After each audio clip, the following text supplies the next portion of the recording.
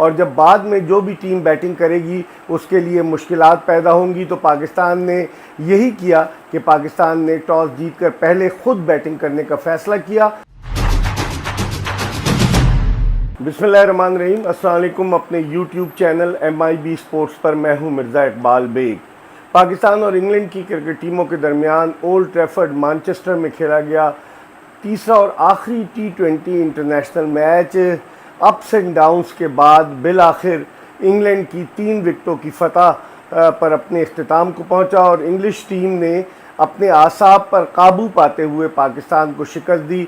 पाकिस्तान ने बड़ा डट कर जमकर मुकाबला किया, लेकिन इसके बावजूद इंग्लिश टीम जो है वो फतह से हमकिनार हुई। आज पाकिस्तान ने टॉस जीतकर पहले खुद बैटिंग करने का फ़ैसला किया एक ऐसी विकेट पर कि जिसके बारे में ये कहा जा रहा था कि ये ड्राई पिच है, खुश्क पिच है और जब बाद में जो भी टीम बैटिंग करेगी उसके लिए मुश्किलात पैदा होंगी। तो पाकिस्तान ने यही किया कि पाकिस्तान ने टॉस जीतकर पहले खुद बैटिंग करने का फ़ैसला किया और जब मुकर्ररा 20 ओवर्स का खेल ख़त्म हुआ तो पाकिस्तान का स्कोर जो था वो 154 रन था 6 विकेटों के नुकसान पर। पाकिस्तान की जानिब से एक मरतबा फिर मोहम्मद रिजवान ने अपनी शानदार बैटिंग के सिलसिले को जारी रखा और उनकी 76 रन की बड़ी जारहाना इनिंग्स थी कि जिसमें उन्होंने जो है 57 गेंदों का सामना किया मोहम्मद रिजवान ने और 5 चौके और 3 छक्के लगाए। बाबर आजम कामयाब नहीं रहे, आज सिर्फ 11 रन बना सके और ओपनिंग जो पार्टनरशिप थी वो 42 रन की हुई। पहले T20 में 150 रन की, दूसरे T20 में 50 रन की और आज 42 रन की ओपनिंग पार्टनरशिप हुई। लेकिन आज एक मरतबा फिर पाकिस्तान की मिडिल ऑर्डर बैटिंग जो थी वो इतनी उम्दा कारकर्दगी पेश न कर सकी। अगर पाकिस्तान के 7-8 रन ज़्यादा होते तो यकीनी तौर पर इंग्लिश टीम के लिए मुश्किलात पैदा हो सकती थी। सुहेब मकसूद को 1 डाउन पोजीशन पर आजमाने का फ़ैसला इस T20 सीरीज़ में कुछ ज़्यादा अच्छा साबित नहीं हुआ। उन्होंने मजमूई तौर पर 3 इनिंग्स में 44 रन स्कोर किए और आज भी उनसे एक कैच ड्रॉप हुआ, गुज़िश्ता मैच में भी उनसे एक कैच ड्रॉप हुआ, जिससे ये ज़ाहिर होता है कि सुहेब मकसूद की फील्डिंग का वो मयार नहीं है जो बैनुल अक़वामी सतह पर होना चाहिए। हालांकि PSL में मुल्तान सुल्तान्स की फतह में उनकी जारहाना बैटिंग ने बड़ा नुमाया किरदार अदा किया था।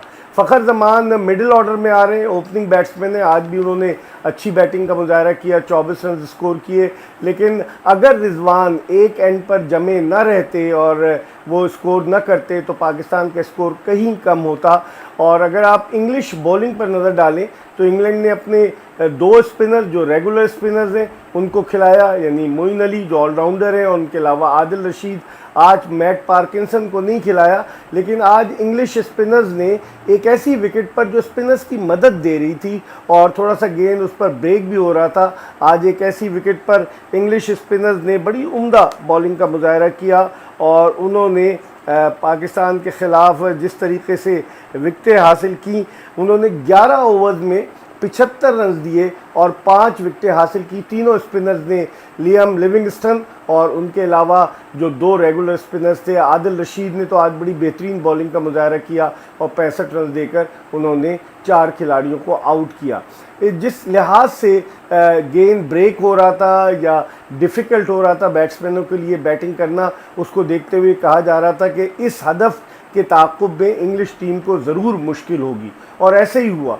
इंग्लिश टीम के अगरचे ओपनर जेसन रॉय ने बड़ी उम्दा बैटिंग का मुजाहरा किया, निस सेंचुरी बनाई, लेकिन जो इंग्लिश इनिंग्स आगे की तरफ बढ़ती गई विकेट बैटिंग के लिए खासा मुश्किल होता साबित होता गया, जिसकी वजह से स्ट्रोक्स खेलने में कदरे दिक्कत और दुश्वारी का सामना करना पड़ा इंग्लिश बैट्समैनों को।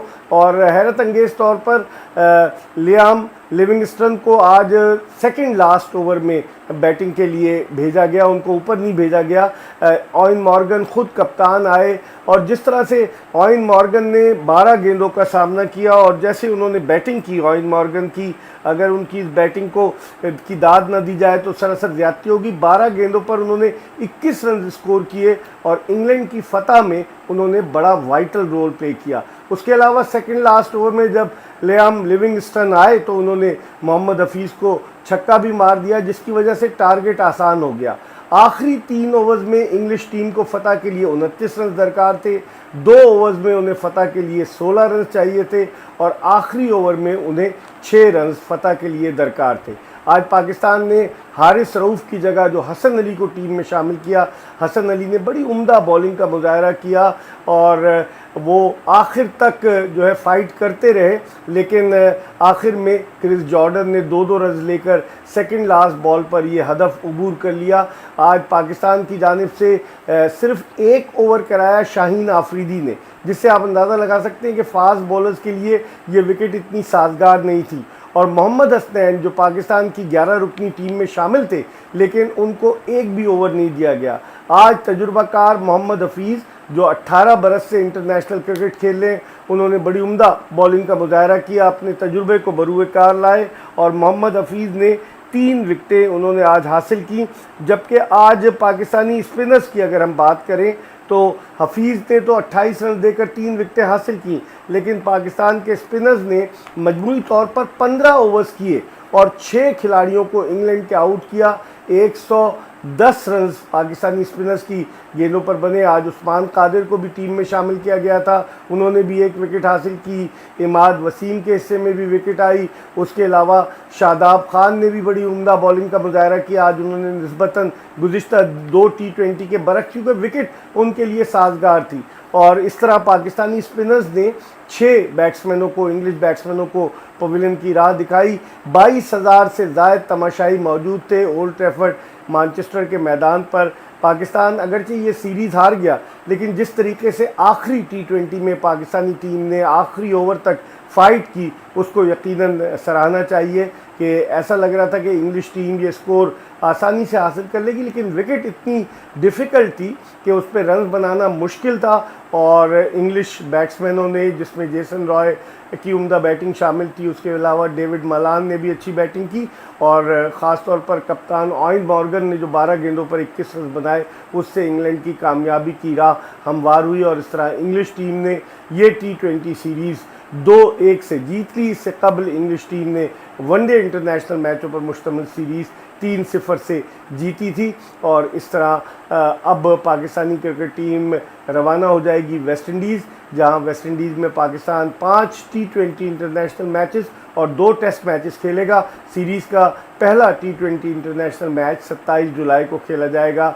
और लग यही रहा है कि स्पिन विकेट्स पर, चूँकि वर्ल्ड कप T20 17 अक्टूबर से मुत्तहदा अरब अमारात में शुरू होगा, तो लग यही रहा है कि टीमें स्पिनर्स के लिहाज से तैयारी कर रही हैं। और जिस तरह इंग्लिश टीम ने आज अगरचे मैट पार्किंसन को नहीं खिलाया, लेकिन उनके 3 स्पिनर्स जो थे वो एक्शन में नज़र आए। और पाकिस्तान की जानिब से भी उस्मान कादिर, शादाब खान, इमाद वसीम और उनके अलावा मोहम्मद हफीज़ ने भी उम्दा बॉलिंग की। अब देखते हैं कि वेस्ट इंडीज़ के ख़िलाफ़ T20 सीरीज़ में पाकिस्तान किस तरह की कारकर्दगी पेश करता है, क्योंकि वेस्ट इंडीज़ ने ऑस्ट्रेलिया के ख़िलाफ़ अब से कुछ रोज़ कबल T20 सीरीज़ अपनी सरज़मीन पर जीती है।